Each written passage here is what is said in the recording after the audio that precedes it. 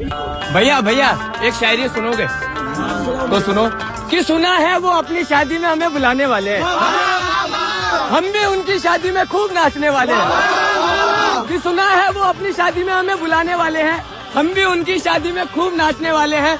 और कोई हमसे पूछेगा कि तुम लड़के वालों की तरफ से हो लड़की वालों की तरफ से, कि कोई हमसे पूछेगा कि तुम लड़के वालों की तरफ से हो लड़की वालों की तरफ से, हम शौक से कहेंगे कि ये जो दुल्हन के लिबास में बैठी है ना, हम उनके चाहने वाले हैं। मुबारक।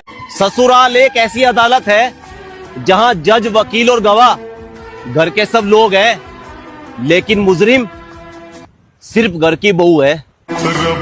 ये शायरी का पार्ट 14 है, तो जरा गौर से सुनिएगा। अब वो मिलने आ जाते हैं दूर अपने घर से, एक जंगल में पहुंच जाते हैं। वहाँ जंगल में एक घर होता है और वो घर लड़के के दोस्त का घर होता है। अब लड़के का दोस्त उन्हें कमरे में बंद कर देता है, ताला खुला देख कोई शक न करे, इसलिए वो बाहर से ताला लगा देता है। अब लड़का उससे पूछता है कि बताओ क्यों तुमने मुझे बुलाया है, क्या तुम्हें मुझसे बदला लेना है, क्या तुम्हारे साथ कोई आया है। लड़की ये बात सुनकर लड़के के कदमों में गिर जाती है, उसके पैरों को पकड़ रोने लग जाती है। लड़का अपने कदमों को पीछे कर लड़की को दूर कर देता है और लड़की को रोता हुआ देखकर मुंह फेर कर खुद भी रोने लगता है। अब लड़की लड़के से कहती है कि मैं माफी के तो लायक नहीं, पर हो सके तो मुझे माफ कर दो, और अगर माफ नहीं कर सकते तो ये लो ब्लेड और काट के मेरी गर्दन, मेरे गुनाहों का इंसाफ कर दो। अब लड़का लड़की से कहता है कि मेरी जान चोट तुझे लगती, दर्द मुझे होता था, तूने सोच भी कैसे लिया कि मैं ऐसा काम कर सकता हूँ, और तूने एक गलती की होती मैं तुझे माफ भी कर देता, बता इतनी गलतियों को मैं तेरी कैसे माफ कर सकता हूँ। अब लड़का लड़की के हाथ से लेकर ब्लेड अपनी कलाई काट लेता है। उसे खून की उल्टी होती है क्योंकि उन्हें पहले ही जहर खाया होता है। खून की उल्टी करते ही लड़का बेहोश हो जाता है और अगले पार्ट में देखिएगा आगे क्या क्या होता है। सब्र ऐसे करो जैसे रोजे रखते हो, ये सोचकर कि एक दिन मगरिब की अजान जरूर होगी। तुझे छुपा के रखा था इस दिल में और छुपा के रखूंगा। ये जवानी गुजर जाने के बाद हम तेरे किस्से सुनेंगे, और बताने को हकीकत तो मैं भी बता दूं सबको तेरी, मगर मेरी जान सवाल तो मेरी ही पसंद पर उठेंगे।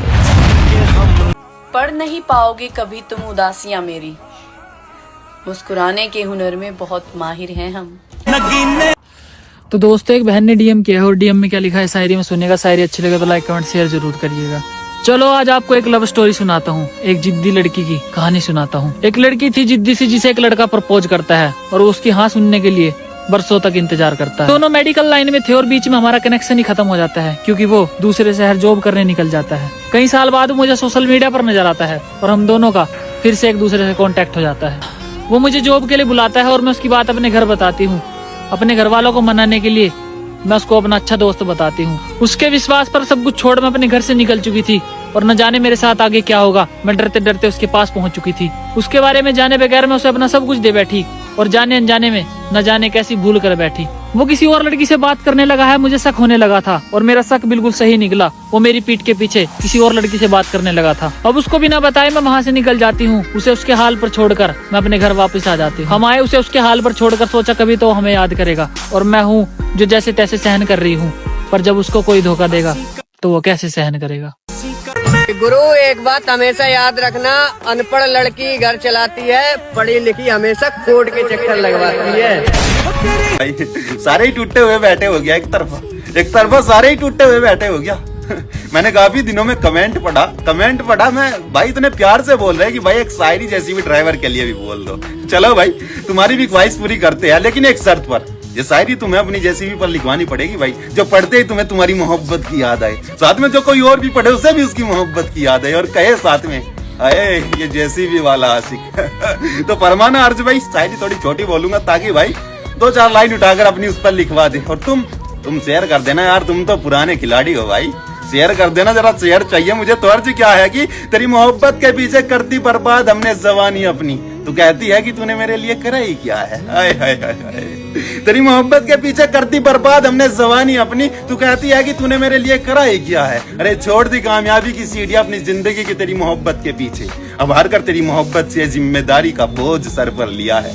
न मैं अपनी जिंदगी में पैसा कमा पाया और ना ही कमा पाया मैं तेरा प्यार।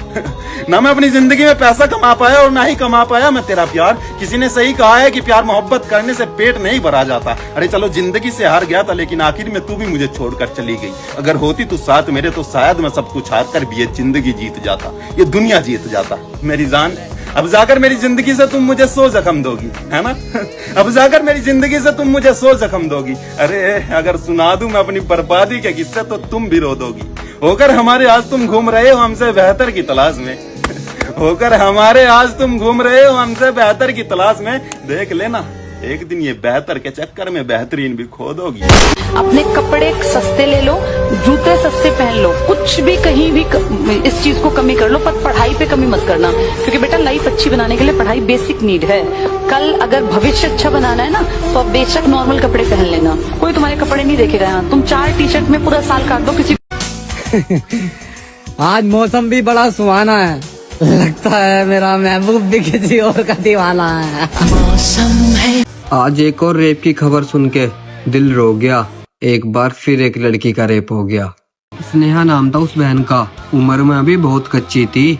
अरे तुम्हारी नजर में तो वो बड़ी हो गई, पर अपने माँ बाप की नजर में वो आज भी बच्ची थी। इस बहन का रेप कर दिया, जबकि अभी तो इसकी उम्र सिर्फ 17 है। और भेज दो अपनी मम्मी, बहन, भांजी, भतीजी सबको ये रील, और बता दो कि बाहर बहुत खतरा है। बाहर से बनारसी के हॉस्टल में पढ़ने आई थी, बताना चाहती थी कि लड़कियां भी बहुत मजबूत होती है, पर नादान थी वो इस बात से कि लड़कियां घर के बाहर सेफ थोड़ी होती है। हर भेष में वहाँ पे कोई ना कोई दरिंदा ठहरा था। मेरी बेटी के साथ आज बहुत गलत होने वाला है। उसकी माँ का दिल बार बार यही बात कह रहा था। ये एक रेप केस है जिसे पुलिस वाले सुसाइड बता रहे हैं। अरे एक माँ बाप से पूछो, वो अपनी बेटी को हॉस्टल भेज के कितना पछता रहे हैं। ये एक रेप केस है, ये बात तो पुलिस वालों ने रद्द कर दी। उसका रेप करके उसे फांसी पे टांग दिया। उसके घर वालों के आने से पहले उसका अंतिम संस्कार कर दिया। उसके घर वालों को उसका चेहरा तक नहीं देखने दिया। बताओ अब इतनी हद कर दी। बताओ हम कैसे लोग हैं, इतने रेप होने के बाद भी हमारा कितना शांत स्वभाव है। अरे चलो मानता हूँ ये सुसाइड है, तो एक बात बताओ, उसके घर वालों के आने से पहले तुमने उसका अंतिम संस्कार क्यों कर दिया? इस बात का कोई जवाब है? अरे रेप तो होते रहते हैं, इस रील को इग्नोर करो और ऊपर ठुकरा दो। और जो मेरी बात से आज सहमत है ना, इस बहन को इंसाफ दिला दो। और बहन तू आज भी अपने मम्मी पापा के दिल में बसती है, तूने बस ये दुनिया ही तो छोड़ी है।